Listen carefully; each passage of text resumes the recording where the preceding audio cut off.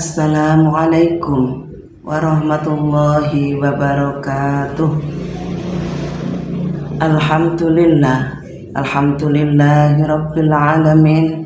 Assalatu wassalamu ala ashrafil anbiya'i wal mursalin sayyidina wa maulana Muhammadin wa ala alihi wa sahbihi ajma'in. La khawla wa la quwwata illa billahil aliyyil azim. Bapak, Ibu, dan anak-anak yang berbahagia, puji syukur senantiasa kita panjatkan kehadirat Allah Subhanahu wa ta'ala biqaulina alhamdulillahi rabbil alamin. Karena atas limpahan rahmat dan hidayahnya, tahun ini kita masih dipertemukan dengan bulan suci Ramadan, bulan pengampunan. Semoga Allah mampukan kita, semoga Allah mempermudah kita, dan semoga Allah menerima dan Allah meridhoi seluruh amalan ibadah puasa kita.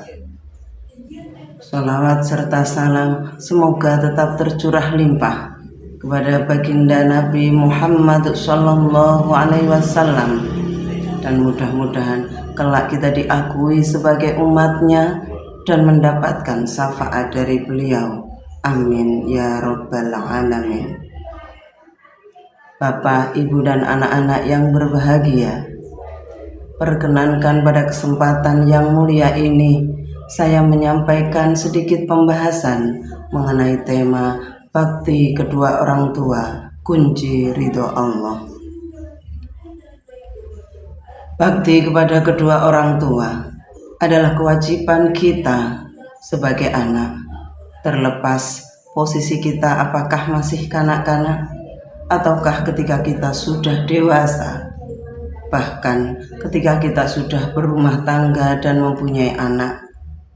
Namun pada hakikatnya kita semuanya adalah anak yang terlahir dari rahim seorang ibu dan di dalam pengasuhan kedua orang tua kita. Oleh sebab itu, maka kita sudah sepantasnya lah harus tetap berbakti kepada kedua orang tua kita. Anjuran berbakti kepada orang tua kita telah Allah tuliskan di dalam Al-Quran. Bahkan di dalam Al-Quran, bakti kepada kedua orang tua kita disebutkan setelah kewajiban beribadah dan menyembah kepada Allah Subhanahu wa ta'ala, seperti termaktub di dalam surat An-Nisa ayat 36, Bismillahirrahmanirrahim, wa'budullaha wa la tusriku bihi syai'a wa bil walidaini ihsana.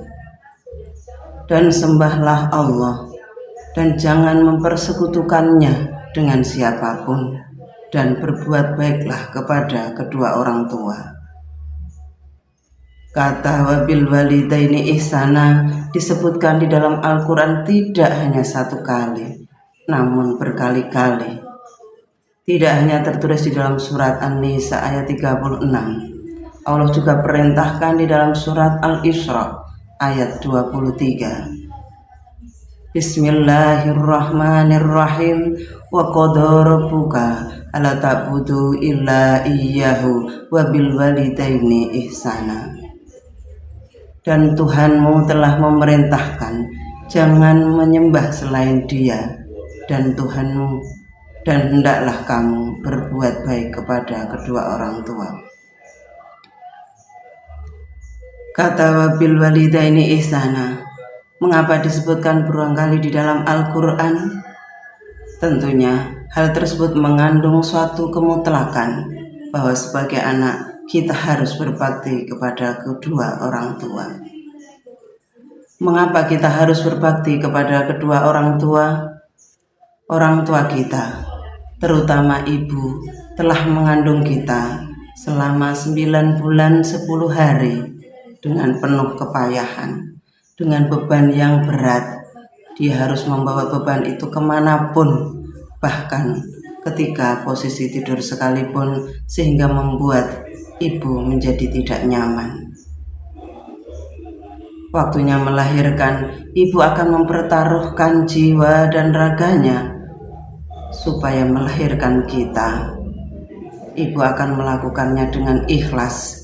Setelahnya, ibu akan menyusui kita dengan segala keikhlasannya selama kurang lebih 2 tahun. Orang tua kita, ayah dan ibu kita, mendidik kita supaya hidup mandiri. Ketika kita belum bisa makan sendiri, maka ayah dan ibu kita dengan telaten, dengan sabar akan menyuapi kita. Ketika kita belum bisa mandi sendiri, belum bisa memakai pakaian sendiri, maka ayah dan ibu kita akan melayani kita. Ketika kita buang air besar sekalipun, mohon maaf, maka orang tua kita dengan tanpa rasa ragu, tanpa rasa jijik akan membersihkannya. Bahkan ketika kita sakit, maka orang tua akan dengan telaten, dengan sabar merawat kita, membawa kita ke dokter dan memberikan obat sehingga kita sembuh.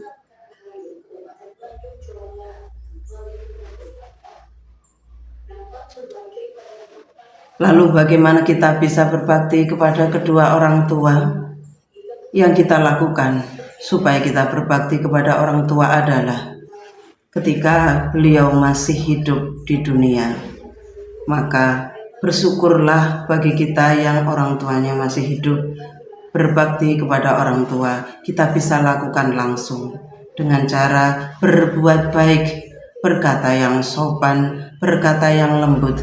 Jangan sampai kita berkata kasar, apalagi membentak, sedangkan berkata saja tidak boleh.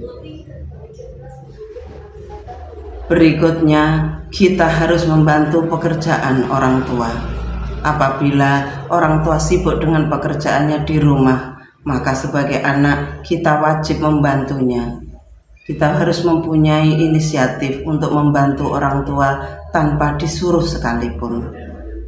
Jangan sampai orang tua sibuk di rumah menyapu, membersihkan rumah, memasak, mencuci, dan lain sebagainya. Kita malah enak-enakan rebahan sambil mainan HP. Yang berikutnya, dengarkan nasihat-nasihat beliau berdua. Seringkali kita sebagai anak mempunyai keinginan yang berbeda dengan keinginan mereka berdua. Maka sebagai anak kita wajib mendengarkan nasihat-nasihatnya. Kita wajib melakukan nasihat-nasihatnya selama nasihat-nasihatnya tidak melanggar syariat agama. Yang terakhir adalah kita harus melakukan hal-hal yang bisa membuat bahagia bapak dan ibu kita dan membanggakan mereka berdua. Lalu bagaimana kalau kedua orang tua kita sudah meninggal? Maka kita tetap bisa berbakti kepada keduanya dengan cara yang pertama, doakan keduanya, utamanya setelah selesai melakukan sholat, dengan ucapan Allahumma firli dunubi wali walidayya warhamhuma kama robbayani shaghira. Yang kedua, tunaikanlah wasiatnya. Jika orang tua kita sebelum meninggalkan wasiat-wasiatnya, maka sebagai anak kita wajib melakukan wasiat-wasiat tersebut. Yang terakhir adalah kita sebagai anak wajib menjaga nama baik orang tua kita yang sudah meninggal. Dalam istilah Jawanya, mikul dur mendem jero. Demikianlah pembahasan mengenai bakti kepada kedua orang tua. Semoga dengan pembahasan ini dapat membuat kita lebih hormat, bisa meningkatkan bakti kita kepada kedua orang tua kita. Demikian diakhiri. Wallahul muwafiq ila aqwamit thoriq. Wassalamualaikum warahmatullahi wabarakatuh.